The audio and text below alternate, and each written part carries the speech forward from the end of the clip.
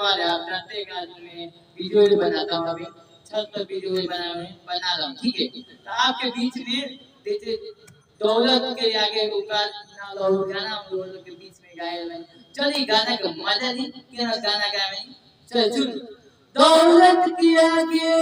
औकात ना लाल जिए मरे के प्यार में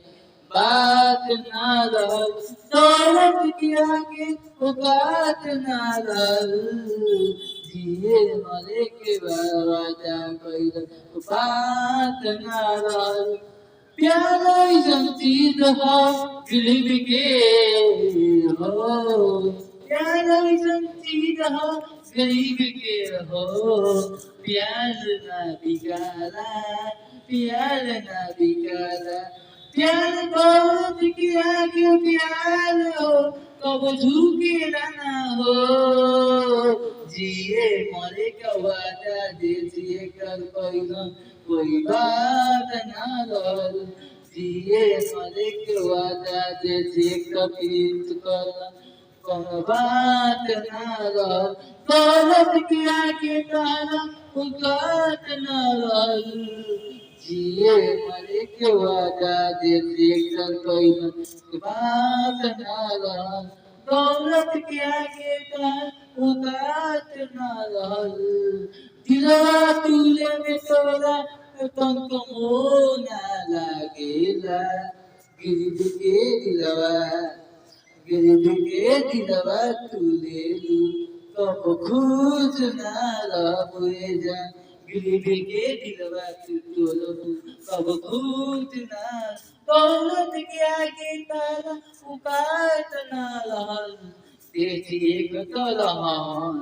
देखिए कतरी जमान कोई बात ना होई देखिए कतरी जमान कोई बात ना रही दौलत किया के कोनो औकात ना लल जिए मरे को वादा कइलू कि तहार साथ ना छोड़े जिए मरे के वादा कइलू तहार साथ ना टूटो दौलत के आगे पैसा रख देखलू दिलवा जोल ले लुए जा देसी कर खरीद के दिलवा तोल दे लुए जा देसी कर खरीद के दिलवा तोल दे लुए जा गरीब के तू दिलवा तोल दे लू दौलत वाला के चल गई घर तारा प्यार जो करे तारा के प्यार जो करे कलबो करे अगर मन पे दम तक करते रहे दौलत के आगे तारा औकात ना रहल जिए मरे के वादा कोई बात ना रहल जिए ये जानते हो एक छोड़ के चल गई देख देख के ना जियो